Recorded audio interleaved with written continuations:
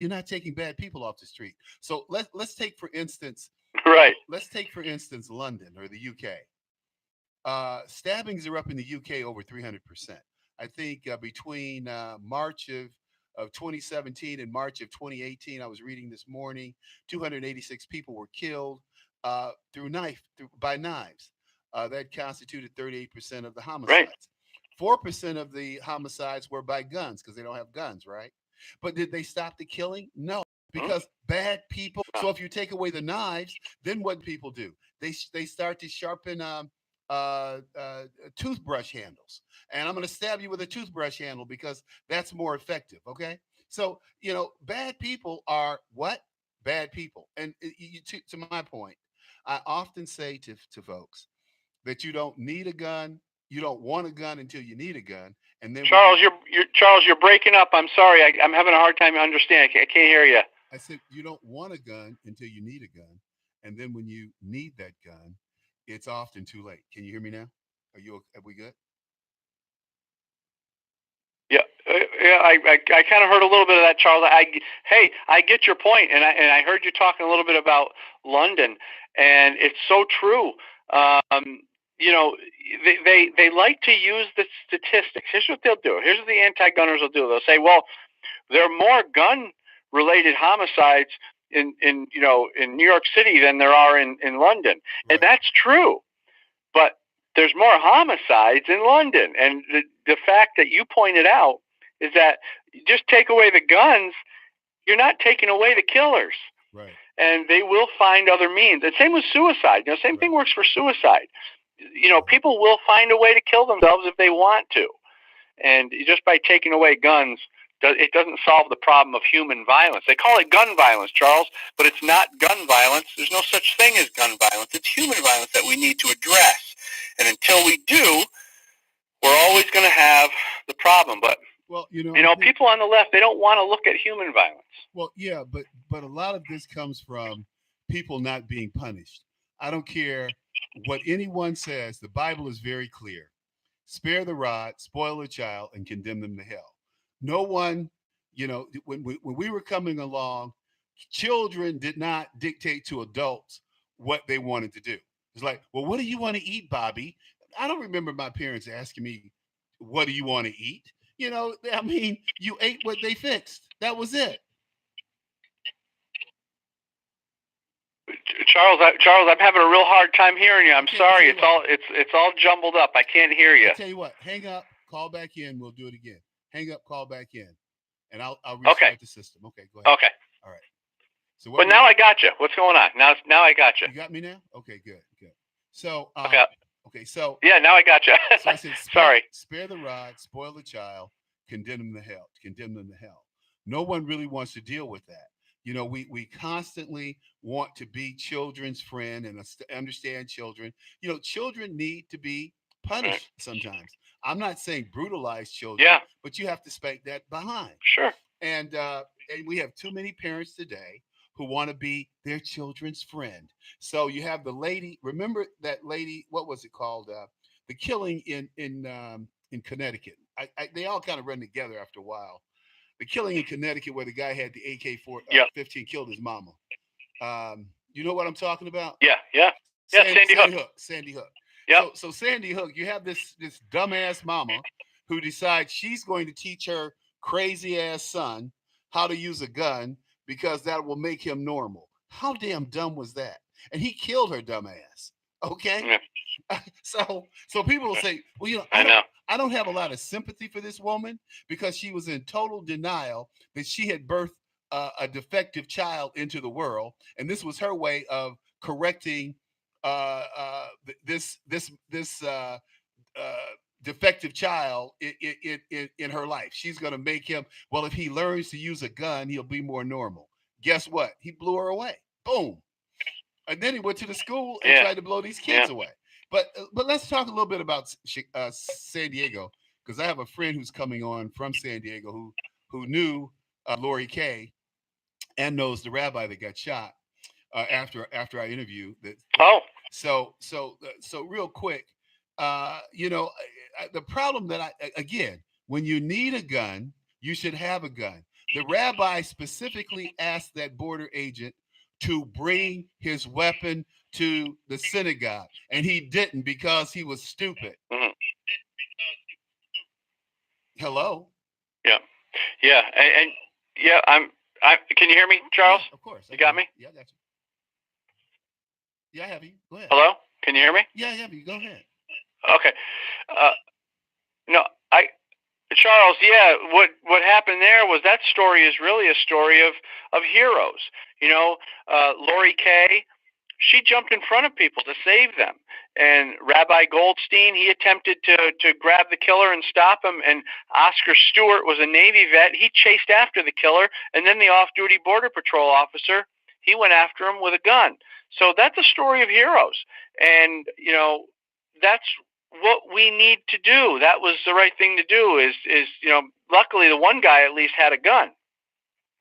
But what happens is the left, they try to turn it into something else. They try to turn this story into a gun violence thing with all their rhetoric, and it's just not about that. It's about hatred, number one, hatred toward Jewish people, which is primarily created on the left.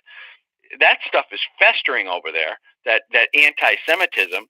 And then this is really about heroes who stopped it.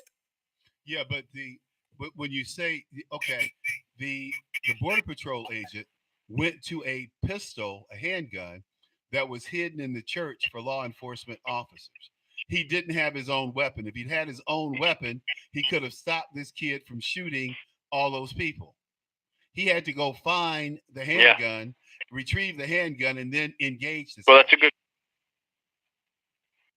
good point. You make a great point. Yeah, if people in that synagogue had guns on them, a 9mm in the belt would have stopped that kid a lot quicker. You're right. But the reality is, in San Diego County, where I used to live in San Diego, lived there for 20 years.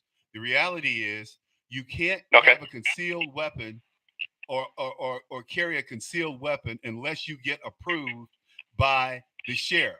That's how dumb they are. They totally have taken away these folks' Second Amendment right. This is a right, not a privilege, not something for some bureaucrat, some elected official to decide. It's a constitutional right to own and bear a firearm. Yeah. I'm with you, my man. I can't, that's why we have to fight.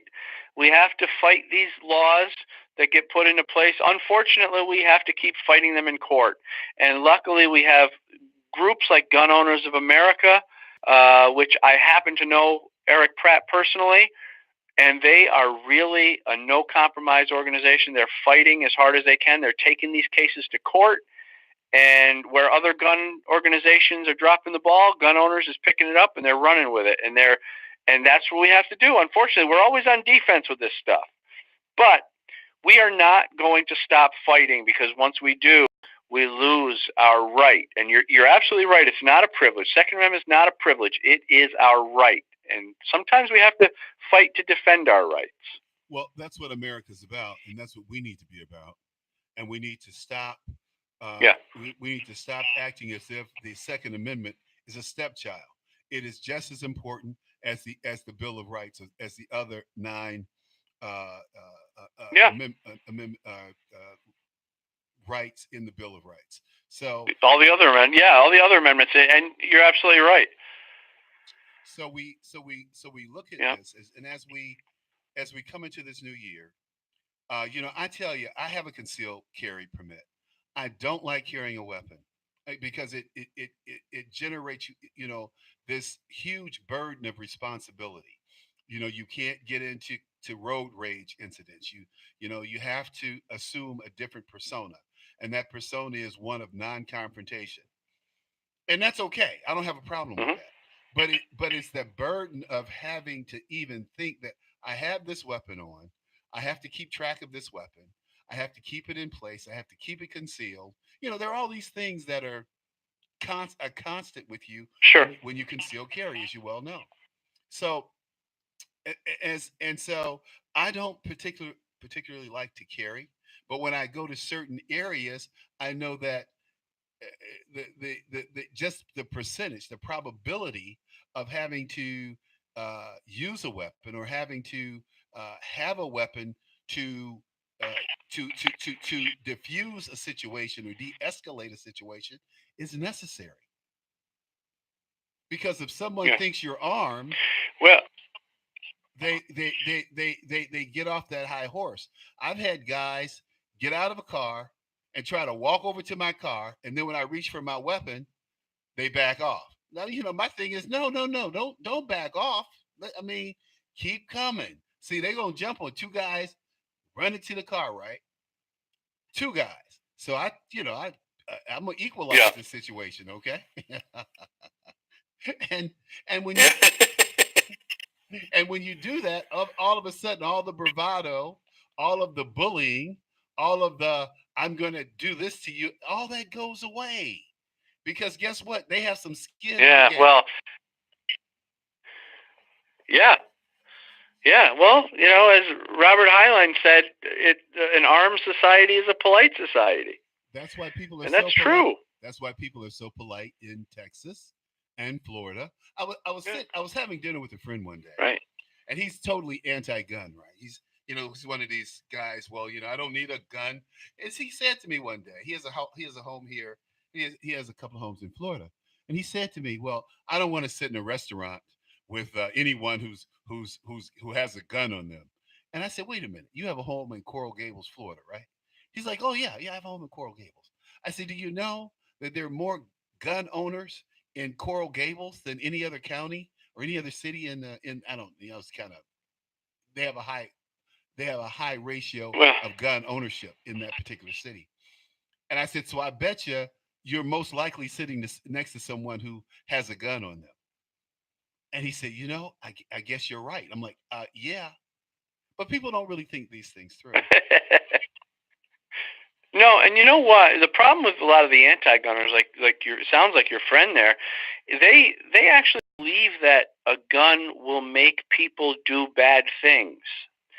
See, they don't seem to have a good sense of free will. They think that people will be reactively aggressive if they have a gun. And this says more about them than it does about anybody else because they have to actually imagine that to be true. So, in other words, when they think that you, because you have a gun, are going to do something bad because of that gun, I think what they're doing is they're revealing more about themselves. That they couldn't trust you with a gun because they wouldn't trust themselves with a gun. Does Well, that make sense? it does, but they're about projecting, and I'm not about projecting their attitudes of me. Projecting, exactly. It's a And it's a so Sigmund Freud. Yes, and so definitely. and so I don't believe most of these people who are anti-gun don't know anything about guns. And you ask them, "Well, have you fired a gun?" "Well, no, but I saw in a movie and Yeah, I right. saw on TV," and I'm going, "That's Hollywood. It has nothing to do with reality." "Yeah, but there's no but. It's Hollywood. It's TV. It has Right. nothing to do with reality." Because these people, it's not like in the old days when we had people, Americans, who actually served in the military, who actually got their hands dirty, who actually got on the ground and crawled, who actually had to use some physical prowess in order to understand their limitations as men. We have all of these males talking about things they know nothing, and I mean, and the women are even worse. They know absolutely. I remember this congresswoman from Colorado who said we need to stop making magazines, and then that would eliminate the bullets because she thought that magazines couldn't be reloaded. I can't remember that lady's name right now. She is such a dummy. Yes, She's I a think I dummy. remember. I remember something like that.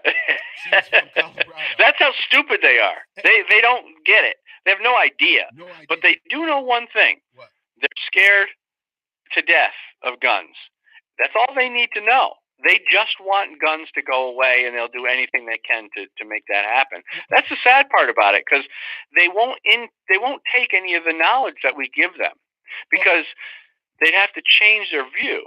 And what would that mean about them if they had to okay. change their view? What would that mean if they were wrong the whole time? Well, they are wrong, and See, they can't admit that. but that's the whole point. They are wrong, and they have been wrong the whole Yeah. time. The lady's name was Deject.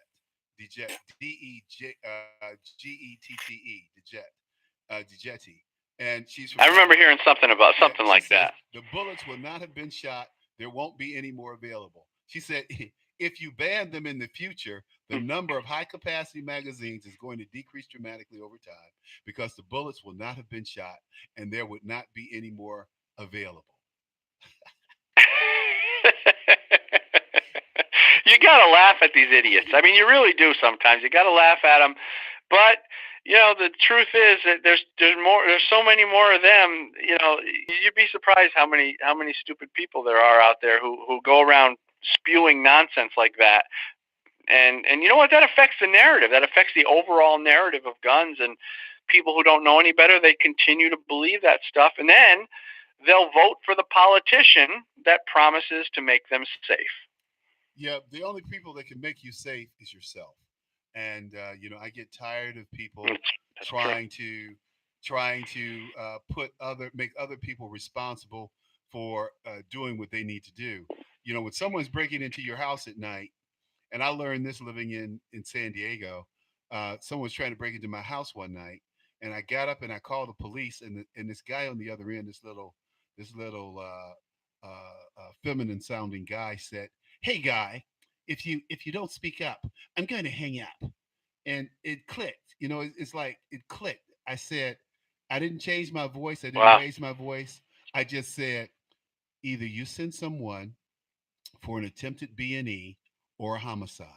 I hung up the phone, reached in my bureau drawer, checked my 38 Colt Special. I had all my shells in there and went to the front door to deal with the situation. Yeah. And the cop showed up 10 minutes later. Yep. Yeah. So Well, just we got a minute here to wind up. no. I was just talking to someone, and they said that one of the anti-gunners, if somebody would break into their house, they would sit down and have a conversation with them. Well, yeah. That's the way they think. They think that they. So it's ridiculous. But yeah, you're right, man. You're absolutely right. We're on the same page. Well, thanks again, Dan. Appreciate it. And tell us what your book is again and where they Uh, can get it. Sure. Yep. You can get the book at goodgunbadguy.net or goodgunbadguy.com, or you can search Good Gun Bad Guy on Amazon. All right.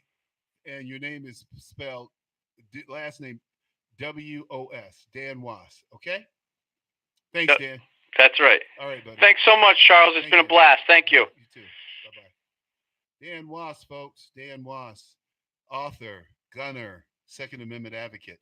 I have a good buddy on the line that I wanted to bring and talk and share his experience with you. He's from San Diego. He's like a brother from another mother, although I love his mother too. His mother was a great, great lady. Mr. Dan Keeler, San Diego. Hey, Dan, how you doing? I'm doing great. Yeah, well, how was that for an introduction? Hey, this is Leonora Cravota from Red State Talk Radio for My Pillow. I used to have trouble sleeping. My Pillow changed all that. I now fall asleep within Hold on, that was a commercial. We are not going to go to commercial.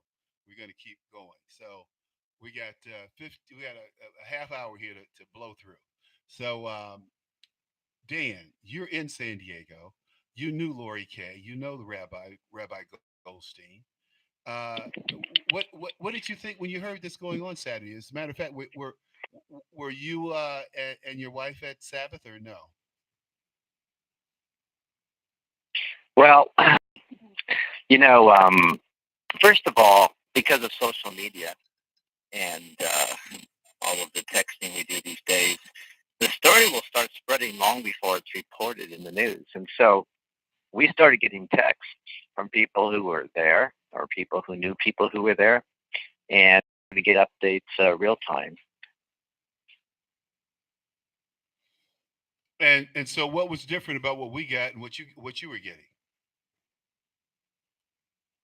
Well, first of all, these are very personal and local stories. When you see them on national media, they appear differently. But let's start off with the fact that, you used to work for many years less than a mile from the synagogue, Right. yourself, right? Right. Uh-huh.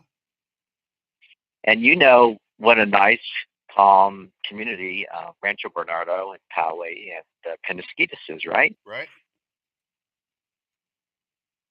You must have been real surprised yourself when you heard this was going on at a place where you go out to lunch every day, and you knew all the people who lived in the area yourself. Yeah, but But I I wasn't think it was a surprised. surprise for all of us. I really wasn't surprised because I think these things happen. They can happen anytime and all the time. And I tell you, Dan, after living here in Chicago, and living in a war zone, basically here in Chicago in Hyde Park, and you visited me. You knew where I lived, and I took you to my home in Hyde Park, right around the corner from Barack Obama, where he and his wife still have a home. But nice neighborhood, but it was dangerous as all get out. I mean, you could walk out to your garage and get shot. You could walk out to your garage and get carjacked because the people said what did they say? Oh, we go to Hyde Park to rob people because that's where the money is.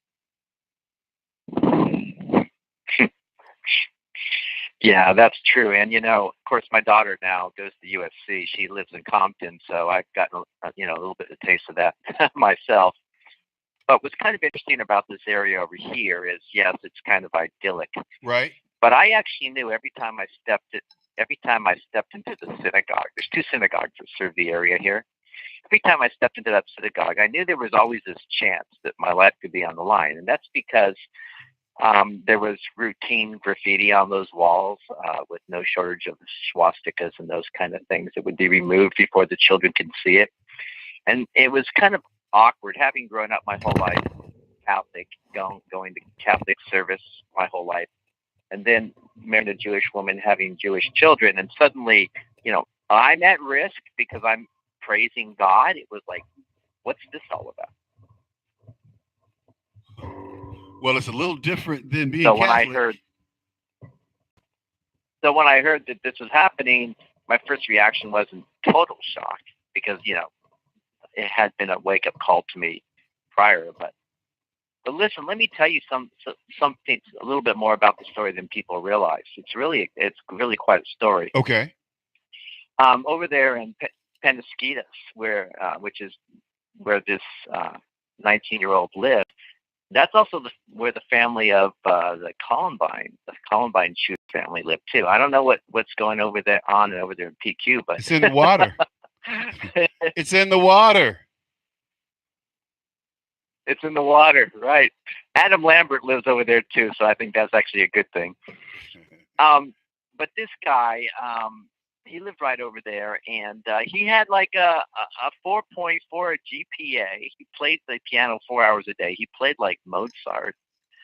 His father, was a church elder up there in Escondido, and he was a teacher, AP teacher at the local high school. So, this is crazy. This boy didn't only destroy his life, but he destroyed the life of his mom, his dad, and his other family members. But I don't think he cared. I mean, but how can this is what I don't get. I don't get how a kid growing up in this environment could be anti-Semitic. I don't see or hate Jews or hate blacks or hate anyone, given the nature of that area. It's a very integrated area, and it's very homogeneric in the terms of income and class. You don't have a lot of different classes. Everyone's doing well. Nice people as I mean, Grit's a great, like you said, it's very idiotic, and you wouldn't think that someone living in that environment would have these barbaric, antiquated, backwards sentiments about life, about the world, about history. Because I'm sure he wasn't educated that way. I'm sure that his parents are just as surprised as anyone else. But I bet that when you look at it, this kid was radicalized on the internet. I bet he spent a lot of time out there on those hate websites going, the only reason that you don't have a cute girlfriend, the only reason that you don't have a girlfriend that looks like Jennifer Lawrence is because that Jewish guy took her with that long, wavy, dark hair, or the Arab guy took her with that long, wavy, dark hair and that dark skin. And oh, God, Those black guys, you know, they come and they take all the white women. That's all they want. Yeah, you're right. He it looks like he flipped about 5 months ago, and he decided he was going to do this 5 months ago. Nothing was going to stop him. He didn't let on to anybody. His manifesto is frightening. It's not just enough to say it's a manifesto. Read it, because when you read it, you'll get chills. You know what? I think life. what I would get is the urge to shoot him before he left his house. That's probably what I would get, Dan. Well, yeah. Well, I want you would bring up a good point there, because it's good to see people are starting to fight back, especially in the Jewish community. The one guy who rushed him, the Border Patrol agent who actually shot at his car. But listen. And actually, what? Dan, see, these people weren't being proactive. The rabbi, it bless his heart, Rabbi Goldstein, and give him my condolences, and you know, and I'm praying for him, and all you guys out there, because you know I love you, man. You and Randy. If anything ever happened to you guys, let me tell you, they shouldn't let that guy out if he did anything to you and Randy. I can tell you that, because he'd have a lot of people looking for him. And yes, folks, I'm one of them. So let me be clear. You know, but I think, Daniel, that there is not enough, you know, as far as I'm concerned, there is too much coddling and too much trying to make these people somehow humane instead of treating them like the animals that they are. You know, all of this, we need to be civil and we need to act civil. I hate Eric Holder. Eric Holder defended terrorists. Eric Holder was the worst attorney general in the history. What is that in the background, man? In the history of America, as far as I'm concerned. And I can tell you. Well, what about Newsom getting rid of the death penalty? Okay, here's a what about who? Genetic, the governor, and the getting rid of the death penalty in California. Here's this guy is a predator, right? Yeah, but I mean, all of these people who want to let criminals out of jail and eliminate the death penalty. The bottom line is, I think the death penalty goes on too long. Anybody that's charged with that has a death, what do you call it? Charge of a conviction where they get the death penalty or the death penalties on the table. I think that the American people or the state should step up and buy them a defense team to defend them, okay? And pay some competent lawyers to put on an adequate defense. And either they're guilty or they're innocent. But I don't think that people should sit on death row for anywhere from 15 to 20 years waiting to die. It's just like the guy who killed Donald Byrd, dragged this black man 3 miles behind a pickup truck. They just put this dude to death last week. That's 20 years later. He should have been dead a long time ago. Go ahead. Hey, do you remember the unicorn jewelry store right there in Rancho Bernardo? Of course I do. Of course, that's where I bought my my girl's ring. Yeah. Yeah. Okay. Right, and then you walk in there and you would see Manu and Ari. Yeah. That very pretty. Yeah. That family. They're Iranian refugees. They escaped this terrible regime out there. They moved to what they thought was Poway, Rancho Bernardo, nice area, right? And they were in there when the shooting started. Hold on, but they're Iranians. They're Jewish. Thinking, wait a minute. I didn't know he was Jewish. I knew he was Iranian. No, they're Iranian Jews. Yeah. I didn't know he was Jewish. I knew he was Iranian. Yeah. But he had a jewelry store with all these jewels, so I should have known that an Arab didn't have access to all these diamonds. Okay. Yeah. So that makes it more personal. Check this out. When I was in Israel about 4 years ago, we visited a village down there by Gaza, and there was a family there that wanted to escape the rockets. The family had been wounded by rockets landing, in their area. They came to San Diego. They came to Poway thinking that, they had beat this nonsense. And he was the one that got shot in the leg, and the girl was the one who got shot in this temple in Poway. I mean, they went from fire to the fire. Wow. And it's worse. And it's worse. It's worse. There was a woman there, the woman who got, who died. She was there on the last day of the Seder to basically where you pray for your parents who moved on. Her time was, 11 a.m. and she had been looking forward to that time and day. She was there with her husband, right? And their daughter from UCLA had driven down in support of this, right? They're in that temple, right? She's praying for, her grandparents and such, right? This guy walks in with this AR-15. He starts to do what he's going to do, right? The mother, as you saw or know, kind of basically shielded the rabbi, saves his life, right? She goes down. The daughter doesn't know what's going on. She's making her way to the front. The father doesn't quite see it. He walks over. There's a woman who's been shot, so he starts giving her CPR, okay? The daughter's making her way up to the front. He's giving her CPR. He looks over and realizes it's his own wife. He faints. The daughter from UCLA, who's probably 21, right? We thought she was going to spend this wonderful day with her parents. Steps forward. She sees her mom shot. Her dad probably looks like he's dead. Yeah. That's the cruelty. That's the cruelty of this act. Yep. But what about the little kids who saw the rabbi with his fingers shot off? In fact, Rabbi Goldstein was very clear about that.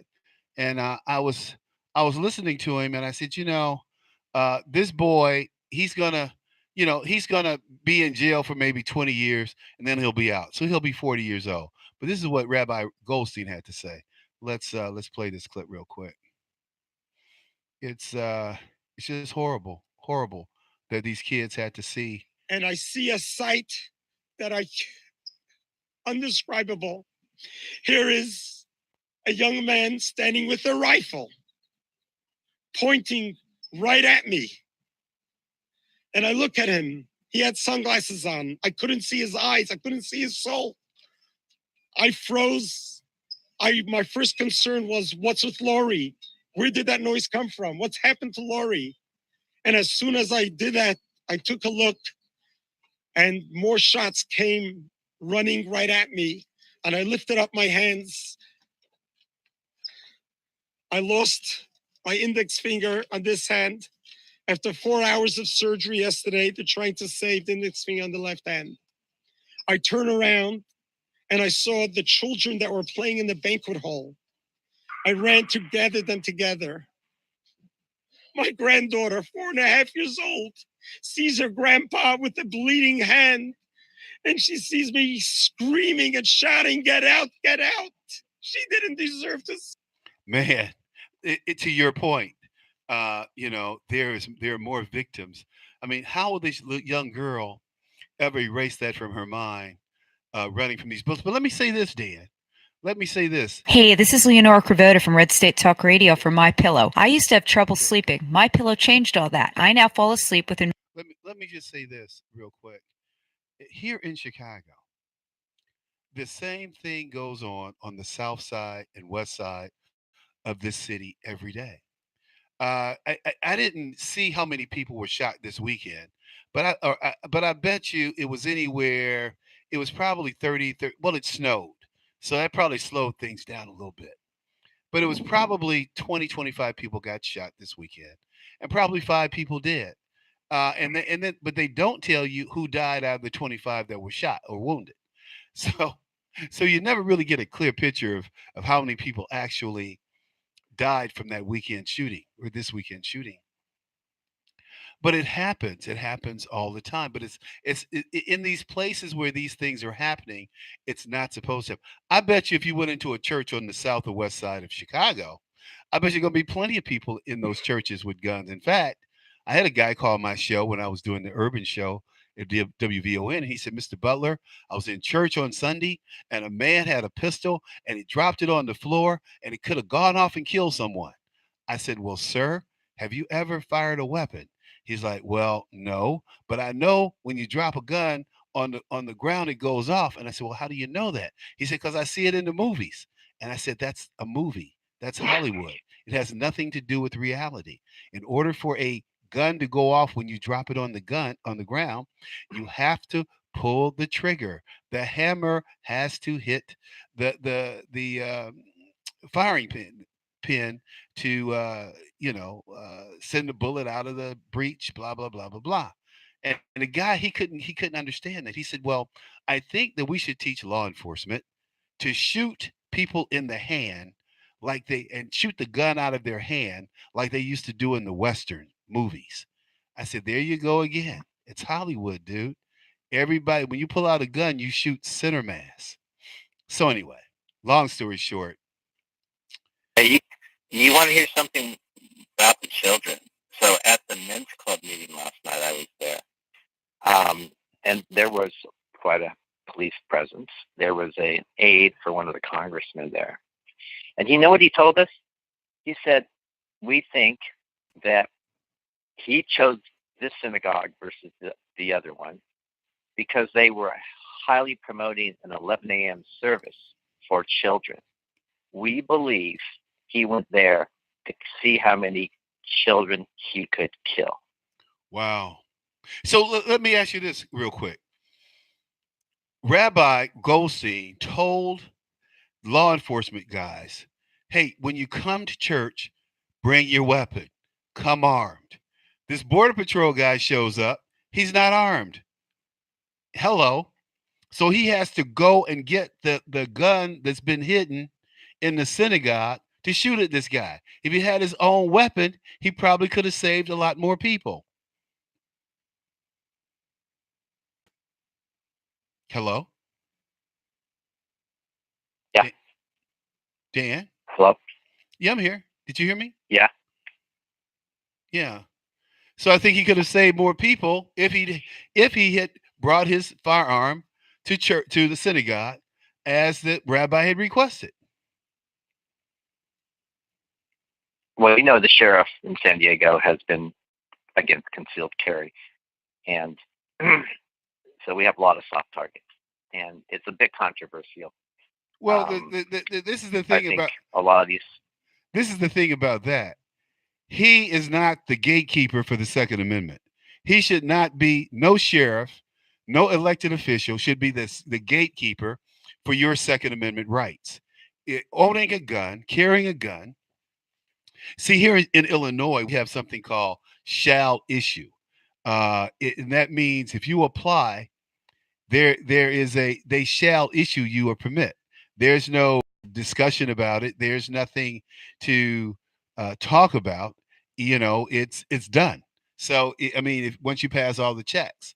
So I have my little concealed carry uh, permit, and I tell you, it comes with a lot of responsibility. I don't like to carry, but just 2 weeks ago, well, actually a week ago, in a park about half a block from me. It's called Millennium Park, big, huge park. These black kids assembled, about 400 or 500 kids, and they arrested 31 kids for stealing people's phones, stealing purses, knocking people down, just what we call wilding. 31 kids were arrested. And people said, well, white kids, they assembled too. I said, well, tell me what group of white kids have been caught knocking people down, stealing telephones, and committing crimes. And the person said, well, I said, no, they haven't. Yeah, they assemble, but they're not lawless. I said, what don't you get about that? And it's just amazing to me how stupid people are. They continue to try to make up things that just don't fit what's actually going on. Dan, so you were at the men's club and they decided these kids was trying to shoot children.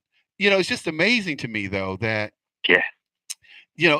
Given the shooting that happened in Pennsylvania, let me ask you. Well, I tell you, before we had concealed carry legally here in Chicago, I carried a gun to work every night because I got death threats, and I carried a gun to work every night when I worked at WVON for 4.5 years. And I used to say I'd rather be judged by 12 than to be carried by 6, and I meant that. So, if I were going to synagogue, I would definitely carry my weapon. There's no way that I would not carry a weapon. Well, I'm glad to see there's more of that going on. It turns out on the texting network that couple of the guys went and stationed themselves at the other two synagogues so that there wouldn't be problems there or any sort of copycat type of thing. And they were there for 60 minutes before the police showed up. So citizens can really make a difference. The sheriff who's given a lot of problems here in San Diego, his name is Bill Gore. And he's taking a lot of heat now because of this ban on concealed carry. So what are the liberals? So you have all these little liberals, and the liberals constitute roughly 20% of the electorate and of the the thinking of Americans out here. But they have such a big impact. It's time to put these people in their place. Their liberal policies, their liberal beliefs, their liberal thinking. It's time to stand up and say, you don't, you're crazy, you're stupid, and guess what? All your progressive ways are backwards. They're not. There's nothing progressive about what you're trying to do or what you think. See, they think because they title something a certain way that it's like Democrat Party. You would think because the party's named Democrat or Democrat that it's supposed to be more democratic than the Republican Party. That's what I always thought. But we know that not to be the case. It's just a name. It's just a label. This guy Gore, he has the wrong The name. undemocratic party. He has. Yeah, it is an undemocratic party, no question. But you were saying that that he has the wrong name. First of all, Gore. But so what's going to happen? What's going to happen in the county? Are you guys going to press this guy to start issuing concealed carry permits, or what's going on? Yeah, I think he's finding his base is eroding even on both sides. And so I heard that he's going to be making some concessions, but that's why there's so many soft targets here in San Diego, just in general. Well, I can tell you this: both of the temples are going to now become hardened targets. Well, they should have been hardened targets to begin with. Change. They should have been hardened targets to begin with, and it's like Parkland down in Florida. The kids in Parkland said, well, this shouldn't happen here in Parkland. This is something that would happen in Chicago. And it's really ironic because the superintendent of Broward County is a guy named Router. And he used to be here in Chicago. He's a good friend of mine, actually. He was assistant superintendent here. Really a great guy. And I think he thought he was getting away from this kind of shooting madness and nonsense. And he goes, and he's right in the middle of this Parkland controversy, and the parents are saying, well, this shouldn't happen at my school. Well, whose school should it happen at? So it should happen at someone else's school, not your school. I don't think it should happen at all. And when it does, it's a travesty and a tragedy. And I think that people need to pay. The people that do these acts, they need to be held not accountable, but some. It always gets my goat when people say, well, they served time in prison, so they paid their debt to society. And I always think, what debt did they pay? We locked them away. We had to pay somebody to watch them. We fed them. We provided them with heat, light, air conditioning, water to take baths in, wash their clothes. What debt to society did they pay besides the fact that we kept them isolated from law-abiding people? They didn't pay restitution to the people they hurt. This night. Go ahead. This 19-year-old actually believes that he will be freed from prison when eventually people see his way, so he can continue to fight the cause of the fear that Jewish people are, purging the white race in Europe. This is his thinking, that he will be freed from prison. I mean, of course, without the death penalty.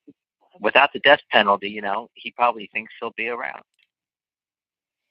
Amazing.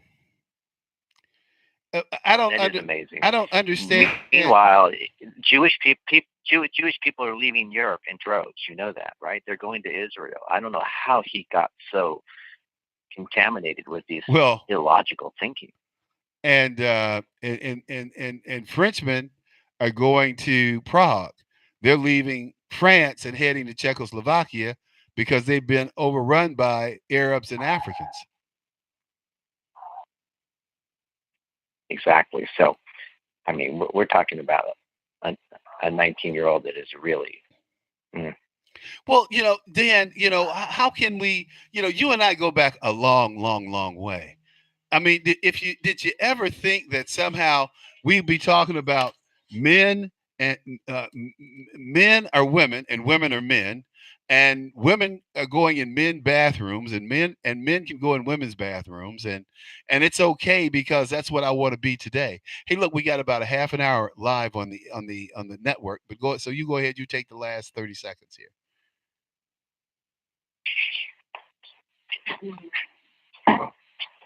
Dan? Okay, so yeah, you made that last comment. Actually, I went to a public area about 10 days ago, and I went to use the restroom, and there were two choices. Me and my wife walked up, right? There was women, okay, and the other choice was men. All right. LGBTQ. Hey, folks, we're gonna transition from Red State, and we're out on YouTube and on Facebook. So hey, I just made that transition. I didn't stop you. Go ahead. So you went to the restroom, and what were the choices again? Yeah, there was two choices: women on the left, and then LGBTQ and men. And I said to my wife, "Oh, wonderful! I guess I have to mix now." Man, it's just too crazy for me. In other words, well, yeah, I have to go over here with the other group. Just like you have your own place. And no, I would go in the women's restroom. Okay, I'm Charlotta today. Hey, all 226 feet of me with a beard. I'm Charlotta. Move out of the way, girls. Charlotta's coming through. Well, I'm laughing because that's how this place resolved it. They only have the money to have two restrooms, right? And so this is the way they had to resolve it. Women and everybody else. It's like it was a little offensive. Well, and it should be, but yeah, I mean, Jesus Christ. But these kids, no one has stopped to look at the effects that all of this gender, we live in a hypersexual society today. I could not imagine being 19 years old and living in such a hypersexual society where everyone's talking about sex. All LGBTQ, RSTUV stuff is about is sex. And my thing is simply this: I don't give a crap how you have sex. It's not important to me what hole pleases you. It's not. And I'm tired of it being thrown in my face as if it's an issue I don't know how you have sex. It's not important to me how you have sex. And I find it offensive even having a stranger talk to me about them being homosexual. I don't call it gay. I don't call it. Hey, this is Leonora Cravota from Red State Talk Radio for My Pillow. I used to have trouble sleeping. My Pillow changed. Not today, Leonora. We're not going to do that. So I find it offensive to have these conversations, but more importantly, what are our young people going through? I mean, girls are boys, boys are girls. You have in Connecticut, you have young men who happen to be black, by the way, who said they're transgender, so they're running in girls' races. Not only are they setting state records for girls in track, they're eclipsing national records for girls. Can you believe that? So now people, absolutely. So now people are going, well, maybe we need to. No. That's the stupidity of these liberals and their liberal antics, just like Barack Obama making America great again. In fact, I got some stuff to do with Joe Biden and his we got to get back to normal. what normal is letting the Chinese screw us, letting the Mexicans send any and everybody across the border. That's the normal you want to go back to, Joe? I don't think so. Yeah, to me, it's kind of disappointing that in this country we have, Americans fighting Americans, ethnicities, as you said, sexual preference, religious issues. And the real war, World War III, is really against the Chinese who really want to take over the West, take over America. And, it's just starting to come out. Thank goodness Donald Trump, raised awareness to this. But now they're going after undeveloped countries, putting them to debt, forcing them to that debt for hard assets like oil. They want to occupy all the Western ports. I mean, we need to open our eyes and look at what's going on in the world, not be so, introspective at times, and get a cause that's, greater than this. Well, it's not so much being introspective. I think it's that we've had schoolboys in control of real issues where we needed people with experience. And so you have people, Yep. and whether it's Condoleezza Rice or Madeleine Albright, whom I think are maybe brilliant people, I don't think they were very forceful. I think that they looked at world affairs through a different prism, and that prism allowed them to drop the ball in terms of Chinese aggression and the Chinese positioning. I mean, Donald Trump listened to the Chinese saying, "We will be the premier superpower in 2025," and he's like, "Oh hell no, not on my watch." I mean, you got to love this guy. I mean, and by the way, the Chinese mean it. By the way, they mean it. They meant it, because now they've walked that back. But Trump said, but I remember, and correct me if I'm wrong, Dan, but do you remember when Barack and his minions were in control? They said, we are managing the transition of America to being a second-rate power to China. Remember that? That's all you would hear. And I thought, that's typical. That's typical beta male behavior. Okay, and now we have an alpha male in the White House, and people don't like it. And I've been at corporations when the CEO changed, and we got an alpha male, and he comes in, he cleans things up, and he provides focus. And 5-6 years later, we're way better off. That's the way beta males operate. Yeah, but then you had Carly. People don't like it when an alpha. Then you had Carly Fiorina over at HP, who destroyed that company, along with Lucid. Everywhere she went, she just left a trail of despair and confusion and conflict. No, I mean the Obama team is well intended, but they were beta males. They were, and in the world right now, you got Putin, you've got Xi, you got these madmen around the world. You have to have strong leadership, and it's uncomfortable at times because it does get simplistic at times. But yeah, what was any simpler? Consensus. What was any simpler than Donald Trump saying to Kim Jong-un, if you keep sending missiles over Japan and Hawaii, we're going to turn your country to ash? How simple could that have been? Exactly. We're going to turn your country to ashes. Now, if you want that, so, he said to Trump, I have a button. And Trump said, you may have a button, but I have more missiles. You have 11. You have 11. I have 11,000. Okay. So, but again, that I had a buddy, he was saying to me over the weekend, well, I just resent the fact that this president, there's a better way to say things than the way that he says them. I said, who cares about the way he says things? I could care less. What I care about are the results. And I said, he was talking about the S-hole countries. And I said to him, I said, you've been to those countries. I've been to those countries.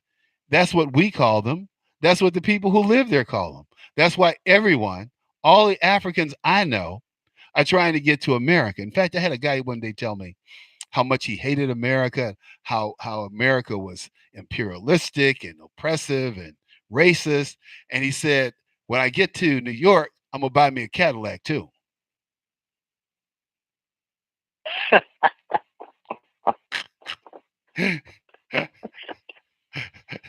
So, you know, hey, everybody wants to rag on the big guy and the big dog, but everybody wants to be here. Hey, so hey, listen, I'm gonna Well, go ahead. so by the way, to everybody who's listening to you right now, I'm going to just pass on what police officer mentioned at the men's club, and that is they're finding that these mass murderers and these people who walk in with guns, with bad intentions, if you get them off their game plan, if you charge them, if you throw things at them, if you attack them, you can disrupt them and take away.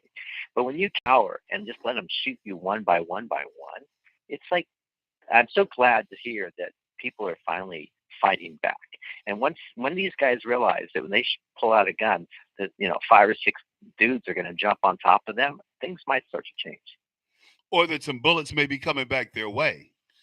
That's when things really start to change. Mm-hmm. Because I can tell you from personal experience that that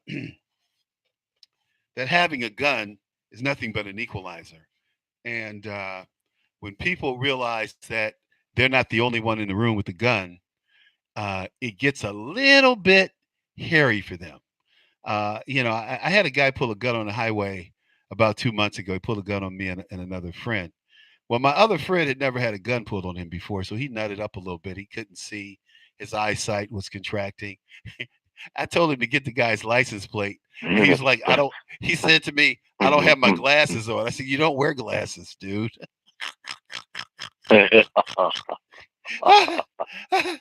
But he was a little nervous, okay?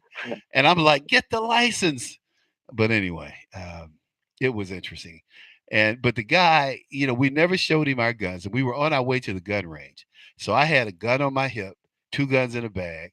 My friend had a couple of guns in a bag. Wow. So this guy was seriously outpowered if we had just rolled down the window and wanted to start shooting. But as I said to my friend, I knew that he wasn't serious about shooting because he had the window rolled up. So, and if he rolled the window down, I would have just did what I did, which was get behind and report him to the police and get it out of the way. At the end of the day, I'm not looking to be shooting at people riding down a freeway at 60 miles an hour. On a Sunday afternoon in traffic. Okay. Hey man, well look, Right. let's what do you want to leave us with? We got about another minute here before I end this. Well, I do want to say that there's certainly been a lot of suffering in this community. It's not just about, there are lots of disappointment. I think it's going to take a while for people to get over this. I don't think it's ever going to be quite the same. Yeah, well, that happens. Like I said, man, here in Chicago, that's a daily occurrence. Somebody getting shot, or somebody Yeah, I that's know. getting shot. You really make a good point there. It's interesting how insulated, how insensitive people can become because they think of their own situation, their own locality. But you're right. Chicago lives with that every day. Every day. Every day. Some kids being shot. Kids are getting shot walking to school. Kids are being shot sitting in their home reading a book on the bed. I remember 4 or 5 little girls over the years that have been shot sitting in their bed reading a book. Bullet goes through the wall and takes them out. And it's amazing to me. You know how hard it is to shoot someone in the head? And these kids are being shot in the head. You're going, it's a total of stray bullet, a stray shot. And you go, Lord, couldn't you just let the bullet hit the wall? Just give them a little break. Mm-hmm. But and the same way with Lori Kay. It's just so tragic, man. She was there to mourn the passing of her mother, and she gets killed. And now they'll be mourning her passing. So her transitioning. So, sometimes your faith is really shaken. It's really challenged. And this is one of those times you guys in Poway and Rancho Penasquitas are going to have to dig deep and believe and believe in your faith and your commitment to God. And because it's hard, man. I tell you, it's hard for me, and I'm 1,500 miles from it. But I mean, that could have been you and you could have been you and your wife there, and Mm-hmm. that It could have been. Yep. I Yep. mean, or it could have happened at the other synagogue with, But what I would say at your men's club is that people need to be packing, and if you get caught packing, you know, then you need to band together and challenge the prosecutor impeding your right to protect your lives and those of your families and your community, because the police cannot protect you. As a matter of fact, Dan, just so you know, the police do not have a constitutional responsibility to protect you. Wow. So Really? yeah, so that's how the reason I found that out was there we had an incident here where a young boy got his brains beat out by a 2x4, and two policemen watched it, and they didn't get out of the car. They just let these kids beat him with a 2x4, and they beat his brains out. Cracked his skull, his brains came out, the whole 9 yards. Uh, and they asked the policeman, "Well, why did you get out of the car?" They said, "Well, the crowd was too unruly. We didn't want to get out, and we felt threatened. Our lives would be threatened, so we didn't get out and defend this boy who was laying on the ground getting beat by 2x4s." And so they asked the cops, the superintendent, "Well, are you going to charge these people?" He says, "Why?" He said, "We don't have a responsibility to protect people like that." And so when I looked it up, the Supreme Court has ruled that policemen do not have a constitutional responsibility to protect you. Mm. And so when all these people, Well, they better take those. You better take those logos off the car that say "to protect and serve." yeah, but that's yeah, exactly. But that's the point. That's again what did we talk about earlier?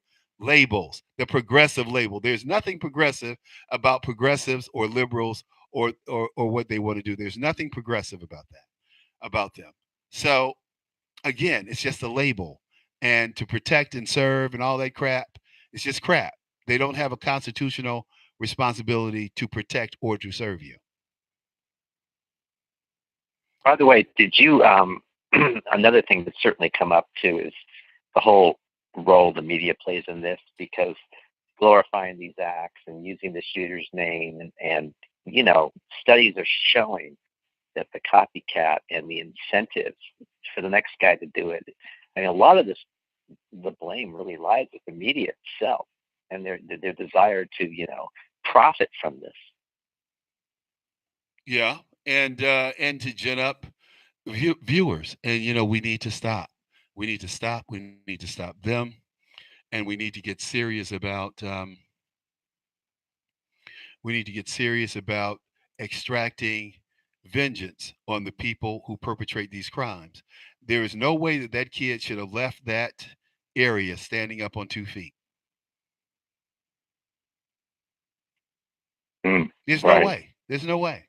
Well, Lease will be able to examine his thought patterns to stop the next. Hey, this is Leonora Cravota from Red State Talk Radio for My Pillow. I used to have trouble sleeping. I don't think there's any thought to what he's done, except that he's crazy. So what do you want to study? People do right, people do wrong.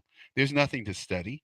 I mean, I think what you send is, by executing this guy on the spot, you send a message. You come to get me, I'm gonna take you out. That's the deterrent. Not thinking about, well, why did you do it? I don't see. It's like why question. People will ask me things like, well, why did President Obama embrace the homosexual community over the black community? I don't know why he did it. I just know he did it. I know what his policies were. So Why did President Obama close HBCUs and reopen them as Hispanic majority schools? I can't tell you why he did it. I can tell you that he did it, and it's a very bad thing. Or why he embraced illegals coming into this country, displacing black people. Who knows? Hey, all I can say is if there was ever a racist president, it was Barack Insane Obama. And I document that time and time again in various articles, in various topics. But Barack is old news. Now we got Joe Biden to deal with. And old Uncle Joe wants to take us back to the way things normally were, with us getting our butts kicked around the world, with people not respecting our military or respecting Americans, with these businesses pandering for higher profits at the expense of the American middle class. Hey, that's normal. That's what old Joe wants with that manufactured smile. He has one of those Hollywood smiles, doesn't he? You know why? Yeah, you know what happened was when the ex-military guy who was in the back of the congregation, he heard the shots. He made his way up to the front and he saw the shooter and he shouted and ran at him. And he said he took 3 steps and the shooter dropped the rifle to his shoulder. So he still had the strap, right? And he said he knew at that minute that shooter was cowering, and the shooter turned and ran. That's all it took, that little punk, right? And then he chased him down to the car, he said, and he gets in the car, he locks it. He could have taken the AR-15 and just started firing at him. And he says, I'm pounding on the car. He's trying to start it to get away. He wants to get away. He's not even going to shoot me. And then the Border Patrol agent came up who had borrowed the gun from an older congregant. An older congregant actually had a concealed carry. He handed it to the Border Patrol agent and said, you can probably do more of this than I can at this age. And that's the gun he actually used, and he fired the 5 shots. Okay, so the story that they're telling us is that the gun was hidden in the synagogue for law enforcement officers to access. So I guess the deal was that some parishioner or someone in attendance is holding the gun. It's possible the congregant might have retrieved it and then handed it to the Border Patrol. That's a little. But that's why. That's a little. See, in my opinion, that's a little stupid. People need to be armed so that they can get to their weapon and react. And the Border Patrol agent did not shoot to kill. He shot to disarm or to delay. Then he wasn't trained properly. You never discharge a weapon unless you intend to kill someone. That all that other stuff is TV. He needs to be suspended because he didn't kill this bastard. You don't wound people. You don't shoot to wound. You don't shoot to disarm or delay. You shoot to kill. That's the rule. These are not toys. Right. See, so right. You could tell that this is a guy, again, not properly trained, if that's what he said. Bottom line is, when you pull that trigger, it's with the intent to kill, not to wound, not to slow down, none of that. It's just amazing to me how far we've gotten away from reality and dealing with issues in a way that's effective and common sense. That's why the kid got away. The kid should be dead. He should have blew his head off. Now they picked him up at the Elephant Bar. Remember the Elephant Bar? No, I don't know I don't remember where that was. Where was that? It may not have been there when I was there. It was right. Maybe it was right there with a hotel you might have stayed at when you interviewed. It's right there next to that hotel. What hotel? I think Holiday Inn. Well, the closest one on West Bernardo Drive, right there. There's a. Okay. Anyway. Yeah, when you come off the freeway, you make a right to go into town. That one. Yeah, right there. Yeah, but none of that stuff existed then when you and I first started working at HP. True. None of that stuff existed. You got there in '82. I was there in '81. I mean, there was nothing there. I mean, they barely had a Carl's Jr. I don't think they had a McDonald's in Rancho Bernardo when we first started there. I mean that condo. Think about it. Think about the condo that you owned. The community only went back like a block or so, and you owned one of the condos in that block off the main drag. Anyway, That's right. that's right, exactly. Hey, look, man, I'm gonna get going, but All right. it's been super hanging out here with you. We had a few viewers out on Facebook checking us out, so it was all good, and I'm gonna put this interview up on SoundCloud. So thanks again for your insight and for your time, and I'm just glad that you and your family's safe, man, because it could happen to you, and living here in Chicago, it certainly could happen to me. I mean, it's just the world that we live in. Okay. It was great talking with you, You too. and we'll see how it all plays out here. And my prayers to you, the family, and to the Poway and Rancho Penasquitos community. Thanks, Dan. Thanks for being with us, man. Appreciate you. Okay. Bye-bye. Bye bye. It's my friend Dan Keeler, and we were rocking and rolling there. I want to play Joe Biden. Joe Biden making his announcement. His announcement that he wants things to go back to being normal. Normal. What Charlottesville, Virginia. What is his sense of normal? His sense of normal. This guy puts out this clip, and I'm tripping on this clip, right? I'm like, hold, wait a minute. This is crazy. American Airlines brief technical issue impacted multiple airlines, but has been resolved. Oh boy. So much for traveling. Oh, they go due to a saber issue impacting multiple airlines. JetBlue customers may experience issues when booking or checking in. That's a GFK. American Airlines said the same thing across the country. So anyway, software issues impacting air flight across the country. Let's play Biden talking about his announcement as POTUS. Charlottesville, Virginia is home to the author of one of the great documents in human history. We know it by heart. We hold these truths to be self-evident, that all men are created equal, endowed by their creator with certain inalienable rights. We've heard it so often, it's almost a cliche, but it's who we are. We haven't always lived up to these ideals. Jefferson himself didn't, but we have never before walked away from them. Charlottesville is also home to a defining moment for this nation in the last few years. It was there on August of 2017 we saw Klansmen and white supremacists and neo-Nazis come out in the open. Their crazed faces, illuminated by torches, veins and bulging, and bearing the fangs of racism, chanting the same anti-Semitic bile heard across Europe in the 30s. And they were met by a courageous group of Americans in a violent clash. Lie, lie, lie. They weren't met by a brave group of Americans. This group of Americans did not have the right to infringe, interfere, stop, hold up, slow down these people who were parading for keeping the monuments. Period. Period. They didn't have that right.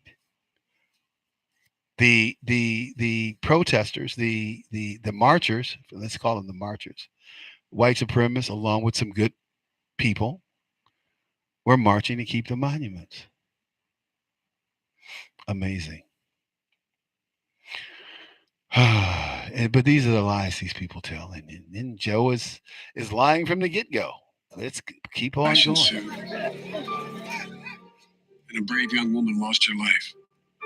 And that's when we heard the words of the President of the United States that stunned the world and shocked the conscience of this nation. He said there were, quote, some very fine people on both sides. Very fine people on both sides? With those words, the President of the United States assigned a moral equivalence between those spreading hate and those with the courage to stand against it. And in that moment, I knew the threat to this nation was unlike any I had ever seen. Oh, he's so full of it. There were good people on both sides. Everybody who was marching to keep the monuments was not a white supremacist, did not hate anyone. They wanted to keep their monuments and their spirit of the Confederacy alive. Didn't mean they were bigots or white nationalists. But I tell you, I can't take any more. Joe Biden, we'll come back. We'll do it tomorrow. We'll have some fun. We'll talk about immigration tomorrow. So stay tuned, and we'll do what we do tomorrow. Same time, same place. And just hang in there with us, okay? We'll get it done. We'll get it done. So take care.